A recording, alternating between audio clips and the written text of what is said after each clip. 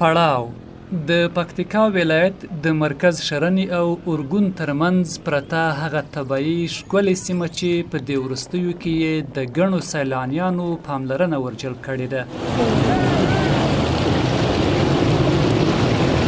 نن د کوچني اختر درېیمه ورځ ده او غرمه نږدې 12 بجې دي.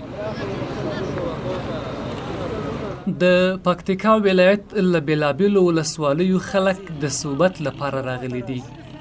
څوک د دې نرۍ اوبو له غاړې تصویرونه کاږي او ځینې خو بیا پر نورو هم باور نه کوي او غواړي چې په خپله له ځان څو یادګاري عکسونه وباسي. خو نږدې هرې ډلې له ځان سره د پخلي لپاره غوښې او نور اړین خوراکي مواد راوړي دي او دیګونه یې باندې کړي. دغه ځوانان له ارګون پړاو ته راغلي.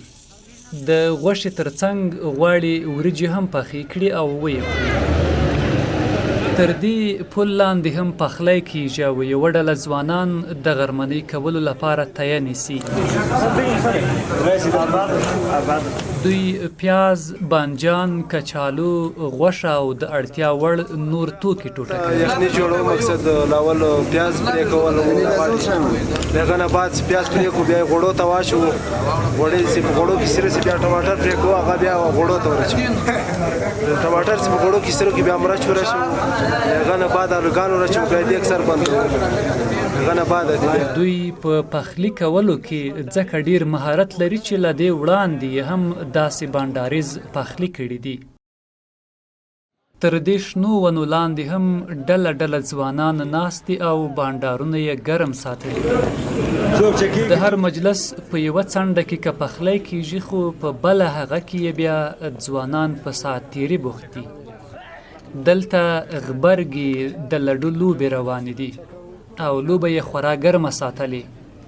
ان تر دې چې کله کله خو یې تر منځ راپورته شوی جنجال تر ډېر لرې اورېدل کیږي.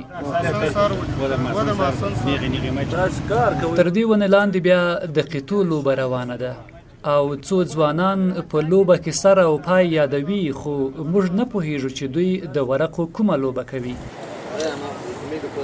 پړاو کې له دې وړاندې هم خلکو صحبتونه کول خو دا لومړی ځل دی چې په دومره لوړه کچه د سیلانیانو توجه یې جلب کړې ده. ښایي علت به یې دا وي چې په دغه کوچني اختر کې د طالبانو او افغان دولت ترمنځ ډزبندیز شوی دی. تجاران دلته سرمایه‌ګزاري وکړي، پانګونه وکړي، د تفریح پارکو دپاره موږ ښې پراخې دښتې لرو.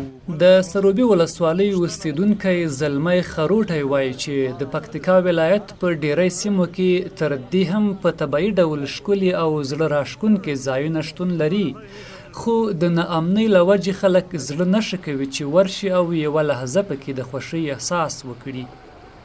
زلمی زیاتوي چې اوس هم په دغه ځای کې یو شمېر ځوانان د ډار احساس کوي خو که چیرې امن تامین شي نو د ځوانانو مجلسونه به نور هم پراخ شي. خلک راغلي دي خو بیا هم دلته د ډار احساس کوي، د ناامنۍ احساس کوي په پوره لیوالتیا سره، په پوره مینه سره. د کورنیو څخه د میلو جویو ته نشي راتللی. که چیرته امن وي، سوله وي، امنیت وي، زه باور لرم چې تر دې نه به خلک په پوره خوشحالي سره، په پوره ډاډمنتیا سره پارکو ته ځي.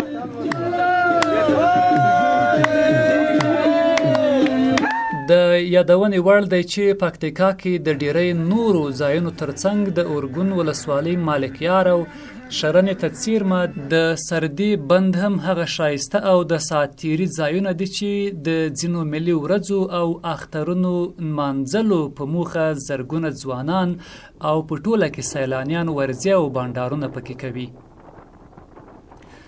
جمال الدین الهام، میلمه رادیو، پکتیکا.